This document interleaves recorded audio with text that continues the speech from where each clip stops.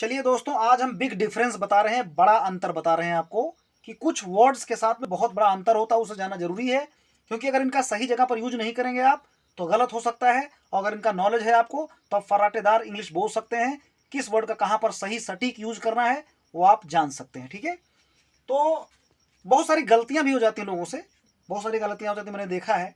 इसका सही यूज आना चाहिए इन वर्ड्स का, और ये मॉडर्न इंग्लिश में बहुत ज़्यादा यूज किए जाते हैं। देखिए, इनका डिफरेंस भी बहुत कम लोगों को पता होगा, है ना। अक्सर जो है बहुत कम पता होता है लोगों को डिफरेंस इसका। पहला हमारा वर्ड है जो कि पेयरिंग में हमने बनाया है, इसमें 7 पेयर हैं, टोटल 7 पेयर्स हैं। फर्स्ट पेयर हमारा है इंटरेस्टिंग और इंटरेस्टेड का। ठीक है, तो इंटरेस्टिंग कोई चीज होती है, कोई वस्तु होती है, ठीक है, समथिंग इज इंटरेस्टिंग। और इंटरेस्टेड कौन होता है? If someone takes interest in that thing, that man is called interested. It means जो व्यक्ति जिस चीज में इंटरेस्ट लेता है वो इंटरेस्टेड कहलाता है। जैसे मैं इस चीज में इंटरेस्टेड हूं और वो जो वस्तु है वो इंटरेस्टिंग है। ठीक है, देखिए सेंटेंस समझते हैं, एग्जांपल सेंटेंस से, दिस बुक इज इंटरेस्टिंग। यह बुक, यह किताब इंटरेस्टिंग है। और इंटरेस्टेड कब होगा उसका मतलब, I am interested in this book, मैं इस बुक में इंटरेस्टेड हूं, यानी मेरी इस किताब में दिलचस्पी है, रुचि है ना। तो इंटरेस्टिंग रुचिकर होती है, जिसको हिंदी में बोलते हैं रुचिकर, दिलचस्प। और इंटरेस्टेड का मतलब होता है रुचि लेने वाला। तो बहुत लोग क्या करते हैं ना, उस चीज को इंटरेस्टेड बता देते हैं। मैंने बहुत बड़ी गलती देखी है, काफी 50% लोग गड़बड़ करते हैं कि ये बड़ा ही इंटरेस्टेड वीडियो है, ऐसा बोलेंगे, इंटरेस्टिंग वीडियो नहीं बोलेंगे। तो आपको ये ध्यान देना बहुत जरूरी है। मुझे लगता है आपको बड़ा मजा आने वाला है, क्योंकि मुझे भी मजा आ रहा बनाने में, तो आपको मजा आ रहा होगा बिल्कुल उसको ग्रैब करने में। ठीक है, ग्रैब करने मीन्स ग्रहण करना। ठीक है, कोई चीज को ग्रैब करना। देखिए, मैं आपको समझाऊंगा ना, तो मैं चाहता हूं कि मेरे साथ में क्लास में भी ऐसे करता हूं। टॉपिक कोई भी होता है, लेकिन मैं एक्स्ट्रा नॉलेज देने की कोशिश करता हूं। ठीक है, तो ग्रैब करना किसी चीज को, GRAB, ग्रैब माने ग्रहण करना, ग्रास्प करना, GRASP, ग्रास्प माने ग्रहण करना। कोई चीज, जैसे मैं आपको पढ़ा रहा हूं तो वो चीज आप ग्रैब कर रहे हैं, आप ग्रास्प कर रहे हैं, उस चीज को ग्रहण कर रहे हैं। ठीक है, तो इंटरेस्टिंग और इंटरेस्टेड दो वर्ड का क्लियर हो गया, मीनिंग डिफरेंस दोनों में। अब एक बहुत ही बड़ा विस्फोट होने वाला भैया। क्या विस्फोट है? मुझे तो लगता है जितने लोग आप देख रहे हैं शायद आप चकित रह जाएंगे, एकदम शॉक्ड रह जाएंगे, स्टार्टल्ड रह जाएंगे, है ना। क्या चीज देख करके? वेडिंग और मैरिज में बहुत बड़ा अंतर है। वेडिंग और मैरिज में अंतर कैसे है? वेडिंग एक सेरेमनी होता है, वेडिंग सेरेमनी होता है ना, विवाह उत्सव, शादी का उत्सव। तो वेडिंग के अंतर्गत में मैरिज होता है, यानी वेडिंग और मैरिज दो अलग वर्ड हैं। वेडिंग में मैरिज होता है, जो मैरिज जो होती है, शादी जो होती है, उसके रिचुअल्स होते हैं, जो उसमें तमाम परंपराएं निभाई जाती हैं। फेरे लेना हो गया, अब तो बहुत सारा चीज हो गया, लोग जाते हैं और जयमाल डालते हैं, ये सब तमाम प्रकार की उसमें परंपराएं हैं जो निभाते हैं।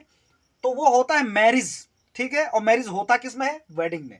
तो देखिए, मैंने सेंटेंस से क्लियर किया है, I attended a wedding ceremony. I attended a wedding ceremony, मैंने एक शादी उत्सव को अटेंड किया। यस्टरडे मीन्स कल। ठीक है, वेर आई सा द मैरिज, जहां मैंने मैरिज देखा। अब आपको आज की बात क्लियर हो जाना चाहिए कि मैरिज मीन्स जो होता है वो शादी होती है, जो मेन शादी होती है, मुख्य जो परंपराएं निभाई जाती हैं शादी की, वो मेन शादी होती है। फेरे लेना, सिंदूर दान करना, ये सब चीजें, जो भी चीजें होती दूल्हा दुल्हन करते हैं, वो पंडित जी जो कंप्लीट कराते हैं उसको बोलते हैं हम लोग मैरिज। और वेडिंग क्या होता है? वेडिंग एक उत्सव है। ठीक है, वेडिंग के अंतर्गत मैरिज होती है। तो इस डिफरेंस को कभी मत भूलना, लाइफ टाइम तक नहीं भूलेगा मेरे ख्याल से। अगला देखिए, हेलो और हाय, ये तो आप जानते ही हैं। जब किसी को हम लोग नमस्कार करते हैं, ग्रीटिंग करते हैं, तो उसके लिए हेलो और हाय यूज करते हैं। ठीक है, तो कब हेलो बोला जाता है, कब हाय बोला जाता है, ये भी डिफरेंस जान लीजिए आप। हेलो बोलते हैं हम किसी अजनबी के लिए, जब कोई स्ट्रेंजर हमें मिलता है और उससे हम इंट्रोड्यूस होते हैं, ठीक है, या उसका ध्यान अपनी ओर आकृष्ट करने के लिए हम लोग बोलते हैं, तो क्या बोलते हैं? हेलो माय नेम इज प्रीत। जैसे मैंने इंट्रोडक्शन कराया किसी व्यक्ति से अपना, ठीक है, तो hello sir my name is Preet. ठीक है, और अगर कोई जान पहचान वाला मेरा है, जिसको हम जानते हैं, फैमिलियर हूं जिससे, तो उसको हम हाय बोलते हैं। कैसे? Hi Radha, how are you. How are you बोल रहा हूं भैया, हाउ आर यू नहीं बोल रहा हूं। मॉडर्न इंग्लिश में हाउ आर यू नहीं होता, ठीक है, हाउ आर यू होता, हवा हवा, हवा की तरह उड़ा दीजिए। ठीक है, हाय राधा, हाउ आर यू। ठीक है, फिलहाल राधा वाले गाने बहुत चलते हैं। ठीक है, परंपरा हो गई। अगला देखते हैं, सॉरी और एक्सक्यूज में क्या फर्क है? तो एक्सक्यूज का तो मतलब बहानेबाजी भी करना होता, ध्यान रखो, है ना। डोंट मेक एक्सक्यूजेस, बहानेबाजी मत करो। डोंट मेक एक्सक्यूज, बहानेबाजी मत करो, बहाने मत बनाओ। तो फिलहाल यहाँ पर क्षमा मांगने के लिए, अपोलोजेटिक होने के लिए बात हो रही है कि आप अपोलोजाइज किसी से कैसे करते हैं, क्षमा कैसे मांगते हैं, ठीक है। तो देखिए दो वर्ड है, एक सॉरी, एक है एक्सक्यूज। सॉरी का मतलब तब होता है, हम कब सॉरी बोलते हैं, ठीक है। सॉरी हम बोलते हैं जब हम खुद हमसे गलती हो जाती है ना, when we commit a mistake, ठीक, बाय ओन सेल्फ, जब हम खुद से गलती करते हैं then we express by saying sorry, हम सॉरी बोलकर कहते हैं। जैसे कि I am sorry, I am sorry, I am sorry. अभी आगे हम लोग टोन भी बदलेंगे, फिलहाल सीख ले पहले, है ना। आई am sorry, it's done by mistake, I am sorry it's done by mistake, माफ कीजिएगा ये गलती से हो गया, it will not be again, ऐसा दोबारा नहीं होगा, है ना। तो आई am sorry it's done by mistake. अब यहाँ पर क्या हुआ, देखिए कोई चीज गलती हो गई तो उस गलती को प्रायश्चित के रूप में हम आई एम सॉरी बोलेंगे, ठीक है। और एक्सक्यूज कब बोलेंगे, एक्सक्यूज वहां बोलेंगे जब सामने वाले को हम दखल दे रहे हैं, सामने वाले को कुछ प्रॉब्लम क्रिएट कर रहे हैं। मान लीजिए हमें दो चार लोग बात कर रहे हैं, बेवकूफ लोग, रास्ते में खड़े होने की बहुत जो है बड़ी गंदी आदत होती है लोगों की। अब उसमें हमें जाना है मान लीजिए उनके बीच से, तो हम बोलेंगे एक्सक्यूज मी, बड़े प्यार से, हैं, एक्सक्यूज मी। ज़्यादातर मेट्रो में देखेंगे, दिल्ली में, बॉम्बे की बसों में, डबल डेकर बसों में जो बहुत ज़्यादा होता है, लड़कियां बड़े प्यार से बोलते एक्सक्यूज मी, तो हम बोलते हैं ठीक है आइए, हम खिसक जाते हैं, ठीक है। तो एक्सक्यूज का मतलब क्या होता है, एक्सक्यूज माने होता है क्षमा कीजिए मैं आपको तकलीफ देने वाला हूँ, सीधी सी बात है ना। तो सामने वाला कुछ भी बोलेगा, हाँ ठीक है मैडम जी, या यस प्लीज, हाँ जी। तो excuse, excuse me, would you move a bit, would you move a bit. मैंने आपको बताया था कि इंपेरेटिव सेंटेंस में जब आप रिक्वेस्ट प्रकट करते हैं तो वुड या कुड से सेंटेंस बनाते हैं।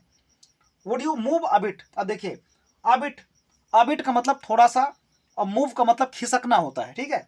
मूव अबिट, थोड़ा सा खिसकिए।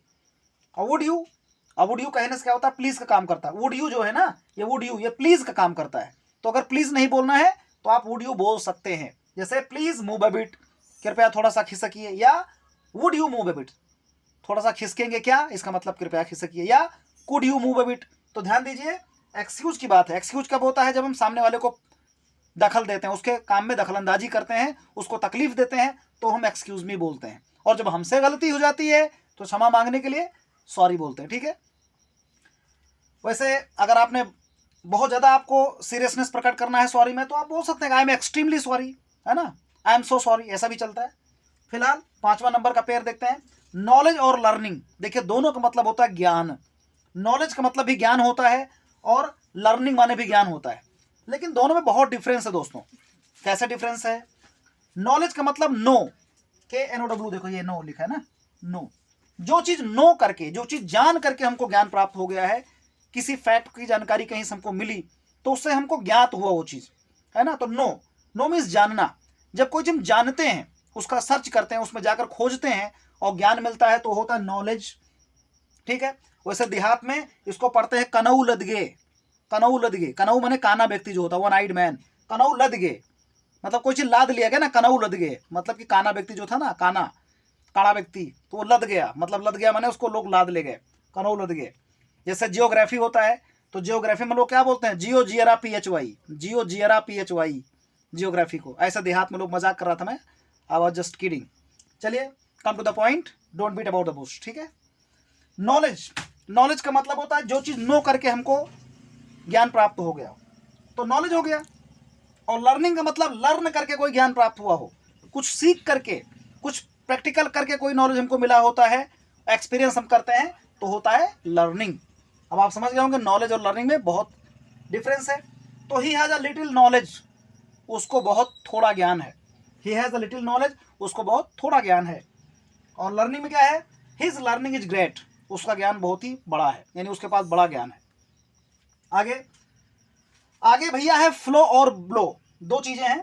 फ्लो, FLOW, फ्लो माने होता है बहना, और BLOW, ब्लो माने भी बहना होता है। लेकिन आपको ध्यान देना है, फ्लो मीन्स होता है लिक्विड, कोई लिक्विड होता है ना, ठोस, द्रव और गैस। तो लिक्विड कोई चीज होती है जब वो बहती है तो कहते हैं फ्लो, ठीक है ना, फ्लो। और BLOW, ब्लो, ब्लो मीन्स होता है एयर का बहना, हवा, जब हवा बहती है तो ब्लो होता है। तो ये ना सोचो कोई चीज बह रहा है तो फ्लो को ब्लो कर देना, ब्लो को फ्लो कर देना, ऐसा नहीं करना, ठीक है। आइए एग्जांपल सेंटेंसेस से समझते हैं। The water is blowing through this pipe, the water is blowing through this pipe, इस पाइप के जरिए, थ्रू माने जरिए या में से होकर, तो इस पाइप के जरिए या इस पाइप में से द वाटर इज ब्लोइंग, पानी बह रहा है, यानी पानी इस पाइप के जरिए बह रहा है। अब अगला है, या पाइप में से बह रहा है। ब्लो कब होगा? जब एयर, हवा के माध्यम से कोई चीज बहती है, हवा का सहारा लेकर बहती है तो हम एयर बोलते हैं। The wind is blowing, wind या विंड दोनों बोलते हैं। The wind is blowing from the east direction, पूरब दिशा से हवा चल रही है, हवा बह रही है। तो ये आपको फर्क जानना है, ठीक है। और अब आ गया आखिरी हमारा जोड़ा 7 नंबर, पीपल और ए पीपल। पीपल तो होता है, ए पीपल कब होता है? ध्यान दीजिए, पीपल माने, इसको बहुत लोग प्यूपल भी पढ़ते हैं, प्यूपल या प्यूपिल बोलते हैं, बहुत ही गलत तरीका है यार, ऐसा कभी नहीं बोलना किसी को। ये पीपल है भैया, पीपल, पीपल का पेड़ होता है ना पीपल, वो वाला पीपल है। तो पीपल, पीपल मीन्स होता है लोग, है ना। और सॉरी, आ पीपल का मतलब होता है राष्ट्र, नेशन। आ पीपल माने राष्ट्र, यानी नेशन जो होता है, कोई कंट्री, उसको हम लोग बोलते हैं आ पीपल। तो देखिए एग्जाम्पल सेंटेंस से बहुत सटीक समझते हैं। The people make a people great, the people माने लोग, मेक मीन्स बनाते हैं, अ पीपल माने राष्ट्र को, ग्रेट मीन्स महान। The people make a people great, people जो होते हैं, जो लोग होते हैं, वही मेक माने बनाते हैं, अ पीपल माने राष्ट्र को, ग्रेट मीन्स महान। लोग ही राष्ट्र को महान बनाते हैं। तो एक पीपल का मतलब हो गया लोग, और इस ए पीपल का मतलब होता है राष्ट्र। मैंने इसमें दा क्यों लगाया है, द पीपल क्यों बोला मैंने? क्योंकि जिस चीज पर हम लोग दबाव देकर के किसी चीज को डिटेल में बताते हैं या उसको एम्फेसाइज करते हैं, उस पर जोर देकर बोलना चाहते हैं कि लोग ही हैं जो राष्ट्र को महान बनाते हैं, तो लोग ही हैं के लिए हमने दा लगा दिया, ठीक है। बाकी इसका और कोई मतलब नहीं सोचो आप कि ए पीपल यहाँ लगा, यहाँ पर दा पीपल क्यों लगा है, इससे कंफ्यूज होने की कोई जरूरत नहीं है। अब अगला, अ पीपल, राष्ट्र के बारे में मैंने एक सेंटेंस लिखा, a people is greater than a family. A people मैंने राष्ट्र, इज ग्रेटर, महान होता है, ज्यादा बड़ा होता है, यानी पीपल जो है ज्यादा महान होता है, देन अ फैमिली, एक फैमिली से, एक परिवार से, जो हमारा अपना एक परिवार होता है, उससे राष्ट्र जो ए पीपल होता है वो ग्रेटर माने ज्यादा बड़ा होता है, उसकी जिम्मेदारी हमारी ज्यादा बड़ा होती है। तो देखिए ये आपके 7 पेयर थे जो मैंने बताया, और मेरे ख्याल से वीडियो बड़ा ही इंटरेस्टिंग होगा, ठीक है, और आप इसमें इंटरेस्टेड होंगे इस वीडियो में। तो प्लीज़ एक प्यारा सा लाइक करो भाई, ठीक है, और आप इसे दूसरों को भी शेयर करें, ताकि ये जो लोग नहीं जानते ना वेडिंग और मैरिज का क्या मामला है, तो ज़बरदस्त आपके थ्रू जाएगी जानकारी, तो आपको थैंक्स भी लोग बोलेंगे यार क्या वीडियो आपने भेजा है, तो इसकी जानकारी दूसरों को भी प्राप्त हो। आप इसे शेयर करें, और चैनल पर नए हैं तो please subscribe our channel. Thank you so much for watching this video.